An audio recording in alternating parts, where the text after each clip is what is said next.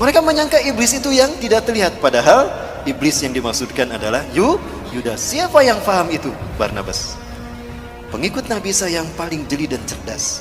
Dialah yang menuliskan kembali Injil yang benar, sehingga disebutlah Injil Barnabas, yang kemudian dituliskan kembali oleh Ashabul Kahfi.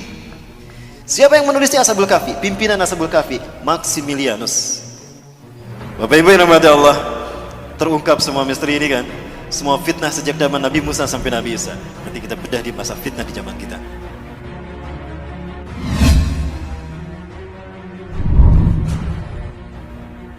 Dia Dajjal. Di zaman Nabi Isa berganti nama menjadi Yudas Iskariot. Nabi Isa lahir karena mujizat Allah kan, kalimatullah, disebutnya kalimatullah karena lahir karena kalimatullah. Beliau adalah proses kelahirannya sesuatu yang ajaib. Ini kudratullah dan keajaib, keagungan Allah. Lahir tanpa seorang ayah. Nabi Isa sejak kecil itu dipelihara oleh Nabi Zakaria. Karena Nabi Zakaria ini adalah kakeknya. Nabi Zakaria adalah pamannya Siti Maryam. Maka Nabi Isa ini adalah cucu Nabi Zakaria. Dan Nabi Zakaria saat itu melahirkan anak yang bernama Nabi Yahya. Itu hampir satu usia, satu angkatan dengan Nabi Isa. Kedua-duanya dibawa ke Baitul Maqdis, bumi Isra Mi'raj Rasulullah, di Al-Aqsa. Mendengar ceramah pendeta Sanhedrin. Pendeta Sanhedrin inilah pendeta yang memalsukan Taurat menjadi Talmud. Apa yang mereka lakukan? Yuharifunal kalima amma wadih. Dia menghapuskan satu ayat dari tempatnya. Summa yaktubunal kitaba bi aidihim, lalu dia menulis ayat dengan tangannya sendiri. Summa yaquluna hadza min indillah, kemudian dia mengatakan ini datang dari Allah. Wa ma huwa min indillah, padahal itu bukan dari Allah. Maka setiap kali mereka ceramah tentang inilah Bapak Ibu Taurat yang Allah turunkan pada kita, itu di Masjidil Aqsa, itu di Baitul Maqdis. Nabi Isa saat itu usianya baru 9 tahun. Nah, Nabi Isa dibawa sama Nabi Zakaria ke Baitul Maqdis, mendengarkan ceramahnya pendeta Sanhedrin tentang Taurat. Ketahuan sama Nabi Isa yang seusia ini, loh kok Taurat kayak gitu? Itu bukan Taurat. Langsung Nabi Isa seusia dedek ini naik ke atas bangku, langsung tolak pinggang. Wailun lakum in tahu an hadhil mushkilah. Celaka kalian, berhenti dari kebusukan kalian. Innakum tuharifuna al-kalima amma wadih. Kalian telah merubah satu ayat dari tempatnya. Itu ayat kalian sendiri yang ngarang. Taurat demi Allah, bukan demikian. Aku Isa bin Maryam, Nabi dan Rasul Allah. Allah mewahyukan kepadaku bukan hanya Injil tapi juga Taurat. Taurat yang kalian maksudkan harusnya begini, bla bla bla bla bla. Setiap kali ceramah pendeta Sanhedrin itu dibantah sama Nabi Isa. Setiap kali pendeta Sanhedrin ceramah, Nabi Isa membantahnya karena mereka membohongkan Taurat. Maka apa yang terjadi? Wah, itu para pendeta Sanhedrin kumpul tuh. Ini anak iki bocah, kalau dibiarin tekor kita. Ketahuan bohongnya kita kan? Jadi gimana? Bunuh dia. Kita ini pesuruh Tuhan, gak mungkin kita membunuh orang manusia, apalagi dia Nabi dan Rasul. Gampang, bukan kita yang membunuhnya. Kan kita sudah terbiasa mengarang cerita. Bikin aja cerita. Cerita apa? Cerita Tuhan bingung. Pernah dengar doktrin Tuhan bingung? Dari sinilah lahirnya keyakinan agama Kristen hari ini. Dikarang cerita Tuhan bingung, disebarkan kepada manusia, maka jadi agama sekarang. Kenapa Tuhan bingung? Bingung mikirin Nabi Adam. Udah jelas jangan dipetik tuh buah pohon kayu, dipetik sama Siti Hawa kan, lalu dimakan. Tuhan marah saat itu, Tuhan murka. Ketika Tuhan akan menghukum Adam, aduh kasihan Adam. Adam tuh manusia. Jangankan Adam, alam semesta aku sentil hancur, apalagi Adam. Maka bingung Tuhan. Kok Tuhan bingung? Inilah jahatnya, inilah sesatnya mereka. Akhirnya Tuhan menemukan ide. Eureka, kata Tuhan. Aku ini kan Tuhan. Tuhan immortal, tidak mati. Kalau gitu aku saja yang dihukum. Bapak Ibu, saya sedang menceritakan satu mata ini. Dan ini Dajjal. Kita tahu pada akhirnya Samiri di zaman Nabi Musa Dajjal, dan di zaman Nabi Isa Dajjal berganti nama Yudas. Kenapa dia berganti nama? Untuk menyembunyikan identitasnya, dan dia berganti-ganti kostum. Inilah Dajjal. Lalu kapan nanti Dajjal muncul? Saya sampaikan untuk masa kita ya Bapak Ibu sekalian. Hanya Allah yang tahu. Rasulullah memberikan ciri-cirinya. Nah, ciri-ciri itu yang akan kita bahas tuntas. Tuhan bingung tadi, Tuhan bingung tadi. Akhirnya gimana? Aku kan Tuhan, aku tidak mati. Kalau gitu aku saja yang menggantikan Adam, jangan Adam yang dihukum. Jibril, sini Jibril. Catat Jibril, bikin maklumat Tuhan. Baik Tuhan, Jibril buka laptop, ketik tuh maklumat Tuhan _2. Sampun Tuhan. Tulis Jibril, nomor 1, Tuhan menjelma menjadi manusia. Ilahul Mubasyar. Baik Tuhan, maklumat Tuhan _2. Nomor 1, Tuhan menjelma menjadi manusia. Saya siap membantah, menghujahkan ini. Jika ada orang-orang non-muslim, Kristen yang tersinggung, silakan berdebat dengan saya. Ini studi saya Bapak Ibu tentang Kristologi. Ya. Kemudian apa? Ketika Tuhan berpikir akan menjelma menjadi manusia, Tuhan bingung bagaimana turun ke bumi. Kalau turun begitu saja simsalabim, tring ada, manusia nggak akan percaya. Oh, berarti Tuhan harus menjelma menjadi manusia, lahir secara normal. Jibril, nomor 2 Jibril. Baik Tuhan, apa Tuhan? Tuhan lahir secara normal. Baik, maklumat nomor 2, Tuhan lahir secara normal. Bingung lagi Tuhan, kalau Tuhan lahir secara normal, lah siapa wanita yang layak melahirkan Tuhan? Jibril ngasih masukan sama Tuhan. Masya Allah, inilah jahatnya, sesatnya Sanhedrin. Ini mereka mengarang cerita ini. Tuhan, boleh saya interupsi ngasih masukan? Oh, apa itu Jibril? Gini Tuhan, Engkau pernah mengutus saya ke Bethlehem, ke Nazaret. Di Nazaret ada seorang wanita suci Tuhan. Dia belum pernah mengotori dirinya dan kesuciannya. Hidupnya hanya untuk ibadah kepadamu Tuhan. Siapa Jibril? Masa Tuhan tidak tahu? Nah ini sesatnya mereka kan. Apa kata Jibril? Maryam Tuhan, Maryam binti Imran. Dia wanita yang hidupnya suci hanya untuk beribadah padamu. Betulkah Jibril? Iya Tuhan. Aneh, Tuhan tidak tahu. Kurang update rupanya Tuhan dalam cerita ini. Maka apa kemudian kata Tuhan? Jibril, ihbit ilal kulli Maryam li'annani sa'anfuh min ruhi ilaiha. Jibril, turun kamu ke Maryam, sampaikan pada Maryam, kalau aku akan meniupkan sebagian ruhku ke dalam rahimnya. Maka Maryam pun hamil mengandung Yesus Kristus, melahirkan sang penebus dosa. Tuhan lahir menjelma menjadi manusia untuk menebus dosa Adam. Artinya menebus dosa manusia. Maka Tuhan harus mengorbankan dirinya demi dosa, menebus dosa manusia, agar bukan manusia yang dihukum. Inilah cinta kasih Tuhan. Betul tidak Bapak Ibu? Dari sini lahir doktrin agama ini kan? Allahu Akbar. Cerita ini pun dikarang, disebarkan kepada raja-raja Herodes, raja-raja Romawi. Yang terhasut saat itu adalah Herodes. Maka semuanya faham kalau Nabi Isa itu adalah Tuhan yang menjelma menjadi manusia. Makanya mereka mengatakan Innallaha Isa ibnu Maryam. Laqad kafara alladziina qalu Innallaha Isa ibnu Maryam. Surat Al-Maidah ya. Sungguh kafirlah orang yang mengatakan Allah itu Isa bin Maryam. Nah ini dari kalangan orang-orang ini, pendeta Sanhedrin yang di zaman Nabi Zakaria mereka memasukkan Taurat menjadi Talmud. Dan ini bujuk rayu siapa? Dajjal. Kemudian Bapak Ibu yang mati Allah, maka ketika cerita ini disebarkan, fahamlah Nabi Isa kalau nyawanya terancam. Maka Nabi Isa pergi meninggalkan Palestina, meninggalkan Yerusalem, meninggalkan Al-Quds, mengembara. Saat itu usianya genap 12 tahun. Mengembara Nabi Isa alaihissalam, ada satu kaum di mana kaum itu banyak yang buta sejak lahir, diobatin oleh Nabi Isa alaihissalam.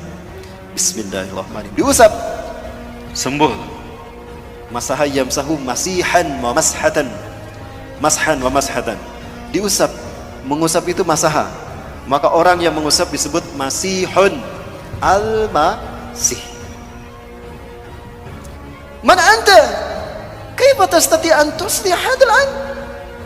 Siapa Anda? Bagaimana Anda bisa menyembuhkan kedua mata saya ini? Aina ya? Apa kata beliau? Aku Isa bin Maryam, aku Nabi dan Rasulullah. Berimanlah kepadaku. Engkau Nabi dan Rasulullah? Iya. Allah telah mengutusku menjadi Nabi dan Rasul bagi kalian. Dijelaskan dakwah Nabi Isa, berimanlah mereka. Salah satu dari mereka yang beriman bernama Barnabas. Mengembara lagi. Ketika mengembara lagi, ada pula kemudian ada yang beriman lagi. Di antara mereka ada yang penyakit sopak belang, diusap oleh Nabi Isa. Bismillah, dengan kodrat Allah, dengan izin Allah sembuh tuh. Bismillahirrahmanirrahim. Masaha yamsahu, diusap, sembuh. Siapa Anda? Kenapa Anda bisa menyembuhkan? Demi Tuhan, bukan manusia yang bisa menyembuhkan ini. Aku manusia, aku Isa bin Maryam. Hati-hati, aku Isa bin Maryam, Nabi dan Rasul kalian. Dakwah mereka, didakwahi mereka sama Nabi Isa. Berimanlah mereka. Salah satu di antara mereka bernama Yakobus. Terus berdakwah tuh kemana-mana. Di antara mereka beriman semua. Kemudian ada 12 orang. Ada 12 orang yang kemudian menjadi murid Nabi Isa alaihissalam. Kemanapun Nabi Isa pergi, mereka menemaninya. Itulah yang kita kenal dengan sebutan Hawariyun. 12 orang. Nah, ini Bapak Ibu sejarah Nabi Isa. Nah, Dajjal masuk ke tengah-tengah Hawariyun. Jumlah mereka yang tadinya 12 menjadi 13. Siapa dia? Yudas Iskariot. Dajjal dia, Bapak Ibu. Hati-hati kalian, iblis telah masuk ke tengah-tengah kalian, kata Nabi Isa. Hati-hati, iblis ada di tengah-tengah kita. Mereka menyangka iblis itu yang tidak terlihat, padahal iblis yang dimaksudkan adalah Yudas. Siapa yang paham itu? Barnabas. Pengikut Nabi Isa yang paling jeli dan cerdas.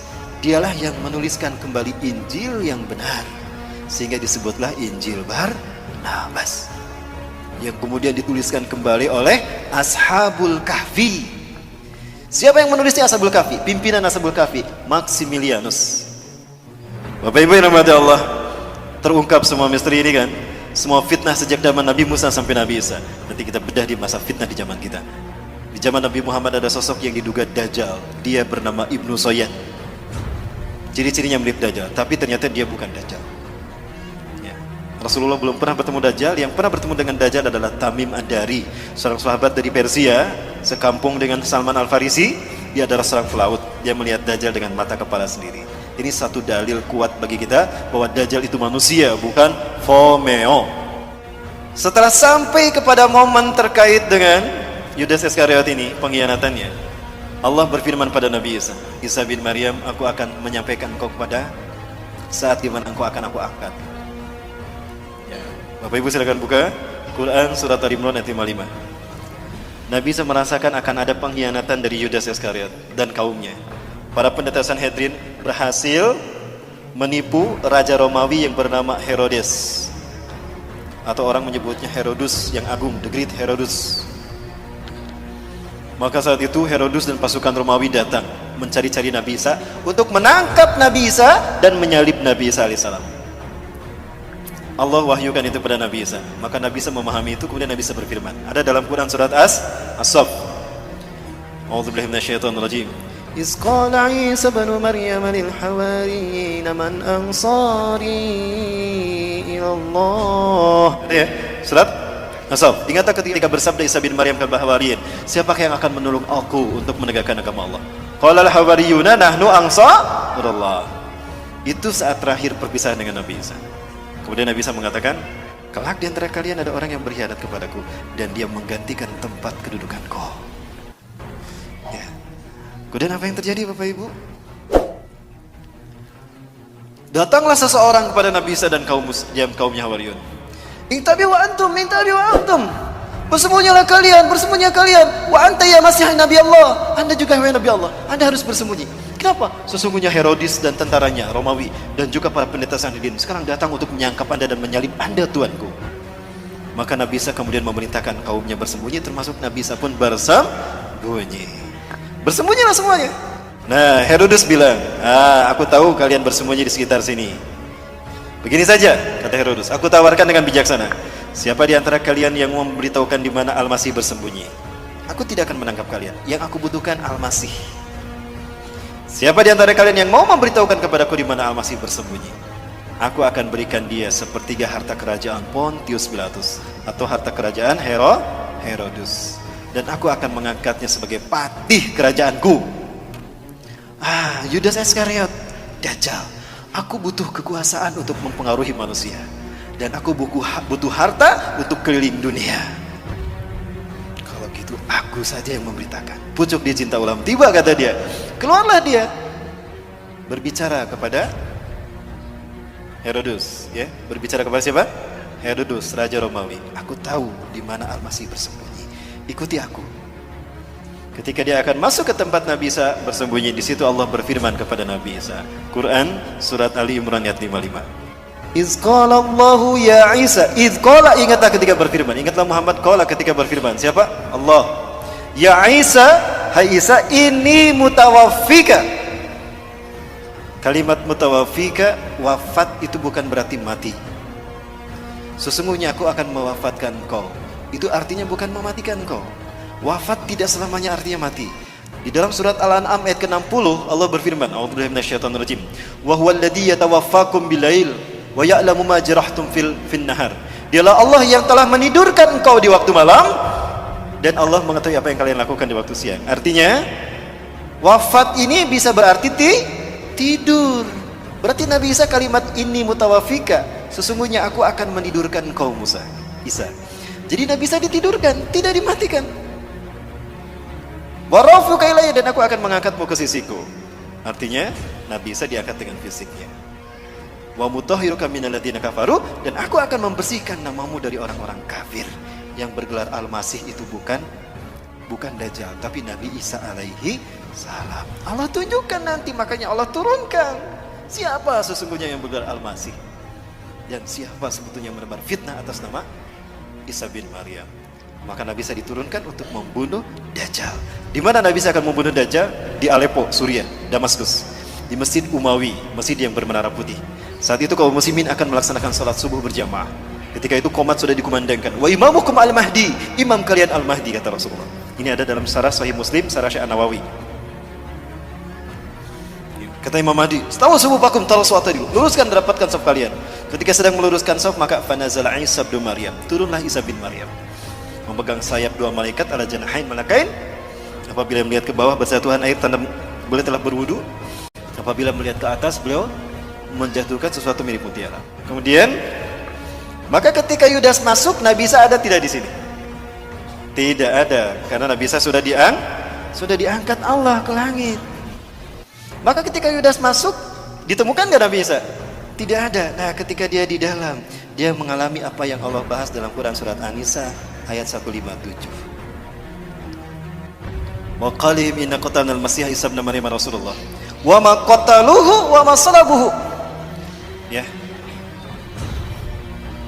Mereka tidak membunuhnya, kata Allah. Berarti mati tidak? Tidak kan, tidak dibunuh. Wa ma salabuhu, dan tidak pula menyalibnya. Berarti siapa yang disalib? Yudas Iskariot. Bapak Ibu, kalau di dalam salibnya Katolik itu biasanya ada tulisan INRI. Ada yang mualaf di sini? Ya, ada tulisan INRI. Ini pakai huruf ya. Kalau ditanyakan pada orang-orang non muslim itu, apa arti kata INRI? Saya pernah melakukan. Bertanya kepada seseorang yang mualaf, saya punya jamaah, sahabat, dia sudah masuk Islam. Ketika itu saya tanya, antum tahu apa arti kata INRI? Oh, itu singkatan Yesus orang Nazaret, Raja Yahudi. Oh, bukan.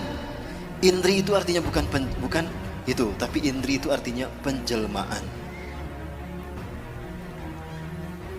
Ketika Yudas masuk ke dalam, Nabi Isa sudah tidak ada. Pelongo-pelongo dia, loh, kemana Isa? Tadi di sini. Disitulah Allah merubah wajah dan tubuhnya. Allah merubah Yudas Iskariot menjadi Isa bin Maryam. Mereka tidak membunuh Isa bin Maryam dan tidak punya menyalibnya, tetapi mereka diserupakan. Tetapi dia diserupakan oleh Allah untuk Isa bin Maryam. Ya. Maka Yudas dirubah menjadi Nabi Isa. Maka ketika Yudas keluar, siapa yang ditangkap oleh Herodes? Si Yudas. Loh, kok aku yang ditangkap? Lastu Isa, anak Yudas ali dia dulu kemilai. Kok aku yang ditangkap? Aku bukan Isa, aku Yudas yang menunjukkan kamu tadi. Terus meneng baik, wah Isa kok. Lewat jalur wajah Isa. Suaramu itu suara Isa tuh. Lah, kok aku yang disalib? Ditangkaplah dia, kemudian dia disalib. Ketika disalib, ditidurkan di paku kaki dan tangannya. Dia melihat Nabi Isa diangkat ke langit. Ini bukti kalau Nabi Isa diangkat dengan fisiknya. Maka dia berkata, Eli Eli lama sabakhtani, ada dalam Bible. Tuhanku, Tuhanku, Tuhanku, Tuhanku, kenapa kau tinggalkan aku? Eli itu bahasa Ibrani itu Tuhan. Ya, Eli itu apa artinya? Tuhan. Itu di bahasa Ibrani, di Romawi sana. Nah, jadi siapa yang disalib? Nabi Isa apa Yudas? Yudas Iskariot. Nah, Paham Barnabas apa yang dikatakan oleh Nabi Isa, kelak di antara kalian ada orang yang berkhianat kepadaku, dia menggantikan tempat kedudukanku. Dia di mana? Dia berkhianat karena memberitahukan di mana Nabi Isa bersembunyi kan, dan menggantikan Nabi Isa di tiang salib. Barnabas yakin dia Dajjal. Dia ingin membuktikan kalau dia Dajjal atau bukan.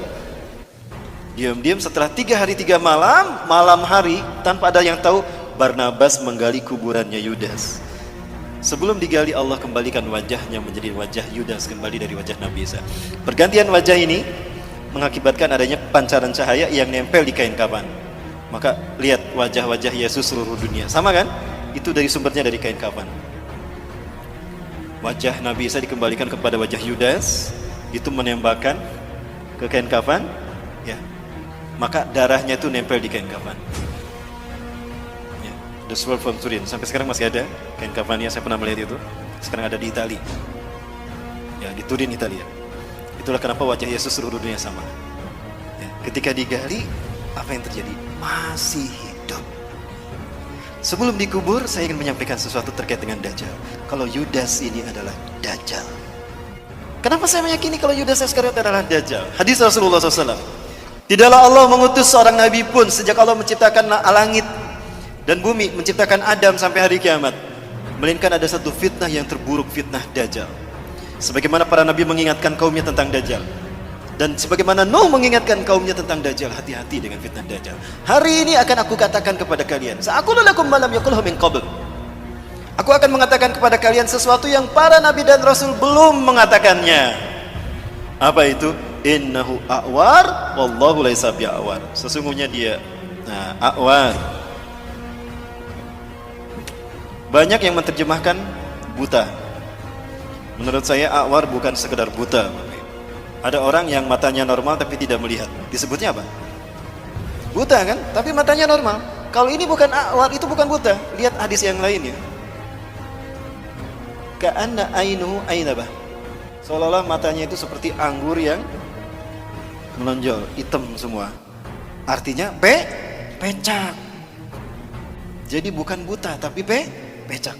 Pertanyaannya, kenapa cuma Rasulullah yang memberitahukan kalau dia itu pecak sebelah mata kanannya?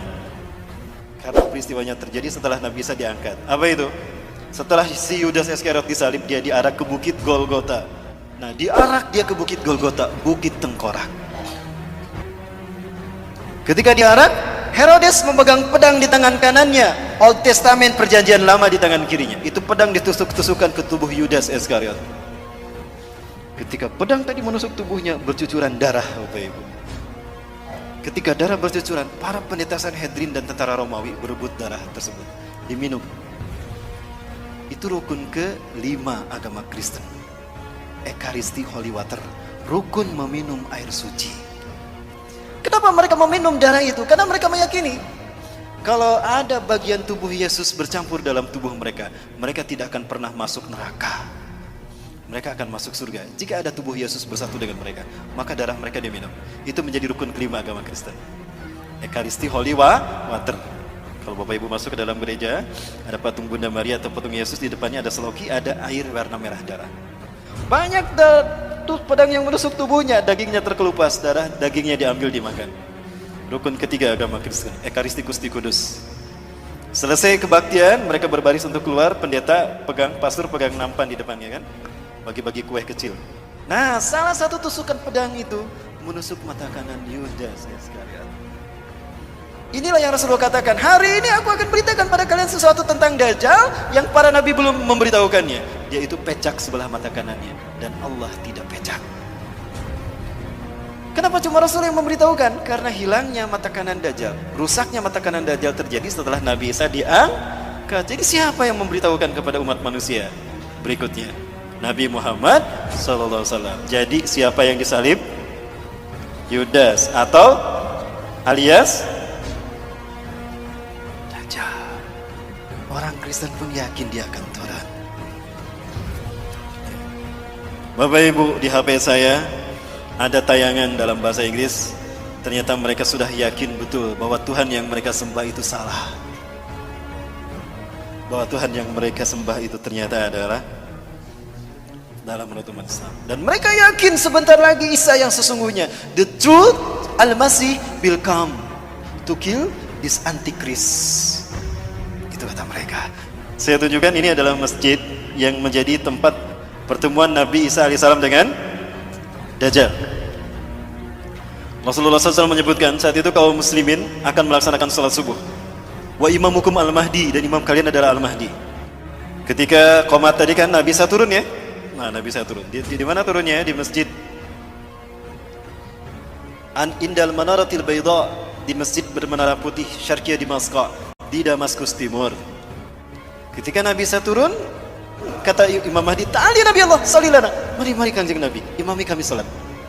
Imam Mahdi mundur. Ternyata Nabi Isa tidak mau jadi imam salat.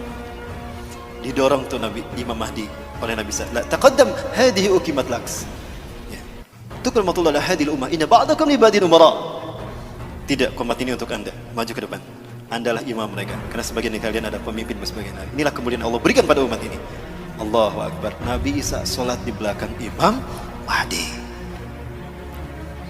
Apakah Imam Mahdi lebih mulia dari Nabi Isa? Tidak. Pelajari Quran surat Ali Imran 81-82. Itu jawaban kenapa Nabi Isa tidak mau menjadi imam salat. Selesai melaksanakan salat berjamaah subuh, imamnya Imam Mahdi, apa kata Nabi Isa? Iftahil bab, buka pintu masjid itu. Ketika dibuka pintu masjid ini, ternyata tampaklah Dajjal dengan 70.000 Yahudi Isfahan, dari lembah Isfahan, Iran. Inilah kenapa Iran menjadi Syiah, karena Syiah ciptaan Dajjal. Begitu dibukakan, kaget Dajjal ketika ada Nabi Isa di dalam. Aduh, malaikat mautku sudah datang. Merinding dia, kata Rasulullah. Mencair dia seperti garam yang terkena air. Rasulullah menyebutkan, harumnya tubuh Nabi Isa tercium sampai sejauh mata memandang. Dan jika orang wa in yahusumul kafirun matu baktatan. Jika orang kafir mencium bau harumnya Nabi Isa, tubuhnya maka mati seketika. Itu barisan depannya mati semua. Plak, mati. Sisanya mereka lari tunggang langgang. Dajjal sendiri itu merinding dia. Lari dari Aleppo, lari ke Israel, Bapak Ibu. Cepat dia larinya. Begitu lari ke barat ada Nabi Isa. Aduh, ada Nabi Isa. Lari ke timur ada Nabi Isa. Lari ke utara ada Nabi Isa. Dia bingung melarikan diri kemana. Saking takutnya dia mencair tubuhnya. Artinya deras mengalir keringatnya. Maka dipintulutlah Nabi Isa menemukan Yudas Iskariot alias Dajjal. Di pintu Lut, kata Rasulullah dalam hadis riwayat Imam At-Tirmidzi, Dajjal terdampar, tidak bisa melarikan diri. Dibunuhlah oleh Nabi Isa alaihissalam. Ya, kemudian di pintu Lut lah dia terdampar. Di mana pintu Lut itu? Pintu Lut adalah tempat di mana Dajjal dibunuh Nabi Isa. Ini kata Rasulullah di dalam hadis riwayat Imam Al-Hakim dalam kitab Al-Mustadraknya. Isa bin Maryam akan membunuh Dajjal di gerbang Lut. Yaqtulu Isa bin Maryam ad-Dajjal bi Babiludin. Ya, hadis riwayat Imam At-Tirmidzi dalam kitab Mustadrak juz keempat halaman 105. Seperti apa pintu Lut di mana Nabi Isa membunuh Dajjal? Ini dia. Inilah pintu Lutnya. Subhanallah. Di Lut itu sekarang 13 mil timur Tel Aviv. Bapak Ibu kalau umroh plus Aqsa, saya biasa membawa jamaah ke Tel Aviv. Tapi kita tidak bisa masuk ke dalam karena ada pangkalan militer Angkatan Udara Israel. Bapak Ibu rahmatullah. Pertanyaannya, kapan itu terjadi? Baik, kapan itu terjadi Bapak Ibu? Mau kita bahas angkanya? Kita hitung angkanya. Kapan Dajjal muncul kata Rasulullah? Baik, kita bahas dulu angkanya Bapak Ibu. Ini hadis Rasulullah. Sayati Dajjal ilal Madinah wa yattabi'unahu sab'una alaf al-yahud min wadi Isfahan ala jabhatil farsh. Dajjal akan datang diikuti oleh 70.000 orang Yahudi dari lembah Isfahan Iran menggunakan jubah Persia. Saat itu Dajjal akan memasuki Madinah. Baik, selesai. Dajjal akan tiba memasuki Madinah wa huwa mani'un min duhuliya, tapi dia terlalang memasuki Madinah. Kenapa? Li'anna likulli babin bawabati Madinah lahu malakan. Karena di dalam Madinah setiap pintu gerbang Madinah itu dijaga oleh dua malaikat. Ala sihamihim, dengan panah mereka masing-masing. Ya, dengan panah mereka masing-masing. Satu langkah Dajjal masuk ke Madinah dipanah mati dia. Maka fayamkusu kharijal Madinah. Dajjal takut dibunuh, maka dia tinggal di luar Madinah. Kemudian dia naik ke sebuah bukit yang bergaram tadi kata Rasulullah. Bapak Ibu kalau ke Madinah biasa diajak jalan-jalan ke Masjid Qiblatain. Gitu ya? Nah, di belakang Masjid Qiblatain itulah bukit yang akan dinaiki Dajjal. Ini bukitnya nih. Inilah gunung yang akan dinaiki Dajjal. Inna Dajjal sayas'adul jabala, summa yatawajjah ila jihatil Madinah, summa yaqulu liman tabi'ah. Dajjal akan naik ke bukit yang bergaram kata Rasulullah. Lalu dia mengarahkan badannya, wajahnya ke arah masjid, ke arah Madinah. Lalu dia berkata, "Haraitum dalikal kisrar abyad?" Apakah kalian melihat istana putih itu? Dalika Masjidu Ahmad. Apakah kalian melihat istana putih itu? Itu adalah masjidnya Ahmad. Artinya apa? Ketika Dajjal datang, Masjid Nabawi terlihat putih seperti istana. Pertanyaannya, hari ini Masjid Nabawi berwarna apa? Lihat aja ini kan Masjid Nabawi nih. Warnanya apa? Putih. Nih Masjid Nabawi di siang hari. Apa warnanya? Dan ini di malam hari. Apa warnanya? Seperti inilah Masjid Nabawi ketika Dajjal melihatnya. Artinya Dajjal muncul di zaman siapa? Zaman kita kan? Baik, yang kedua. Sayati al-Masjid Dajjal wa huwa mani'un min duhulil Madinah. Wa laha sab'atu abwab. Dajjal akan datang ke Madinah. Saat itu Madinah punya 7 pintu gerbang. Yang setiap gerbangnya dijaga dua malaikat dengan panah mereka. Pertanyaannya, hari ini Madinah berapa pintu gerbangnya? Kata Rasulullah, kalau pintu gerbang Madinah sudah ada 7, itu hari di mana Dajjal akan datang. Pinten Bu? Sudah 7. Hari ini Madinah sudah punya 7 pintu gerbang. Jadi Dajjal muncul di zaman siapa? Baik Bapak Ibu. Peristiwa tadi, sholat berjamaah subuh lalu Nabi Isa turun dan Dajjal Allah pertemukan dengan Nabi Isa. Lalu Nabi Isa membunuh Dajjal. Di pintu Lut tadi Nabi Isa membunuh Dajjal. Kamu yang menuduh saya Tuhan, terus cabut lagi. Padahal kamu adalah makhluk terkutuk. Terus, gitu Dajjal. Menyakitkan sekali. Begitu dahsyat, hebat dan kuatnya Nabi Isa membunuh Dajjal. Sampai darahnya terciprat pada pasukannya. Kapan itu terjadi? Baik, kita hitung ya. Hanya Allah yang tahu, tapi Rasulullah memberikan kisi-kisi pada kita. 100 tahun sekali Allah akan membangkitkan seorang mujadid reformis. Bukan Nabi, bukan Rasul, tapi mujadid yang tugasnya satu, membersihkan Islam dari ajaran sesat. Islam bersih sebagaimana Rasulullah dan para sahabat dulu. Kemudian Imam Mahdi ini, mujadid ini akan membuat Islam memimpin dunia. Seluruh dunia akan dipimpin oleh Islam. Itu 100 tahun sekali terjadinya setelah Rasulullah wafat. Pertanyaannya, abad kejadian Islam sebelum kita siapa? Turki Utsmani. Turki Utsmani berakhir di tahun berapa? 1924. Baik, andaikan ini abad kejayaan Islam sebelum kita. Sepakat ini abad kejayaan Islam sebelum kita? Tambah 100, berapa? Berapa? 2024. Saiki tahun pinten Mas? 2019. Berapa tahun lagi? 5 tahun lagi. 5 tahun lagi? Berarti ini adalah tahun tersulit bagi kita tinggal di muka bumi. Bapak Ibu sekalian, 5 tahun ini saya potong menjadi 3. Kenapa 3? Ini kata Rasulullah dari hadis riwayat Abi Umamah. Betulkah 3 tahun lagi? Nantikan di episode yang akan datang. Barangkali itu dulu Bapak Ibu yang dapat saya sampaikan, lebih dan kurangnya mohon maaf. Yang benar dari Allah, yang salah ada kelipan saya pribadi dan saya beristighfar, astagfirullahaladzim. Ya, terima kasih Bapak Ibu. Hadanallahu wa yakum asmin wa minkum. Assalamualaikum warahmatullahi wabarakatuh.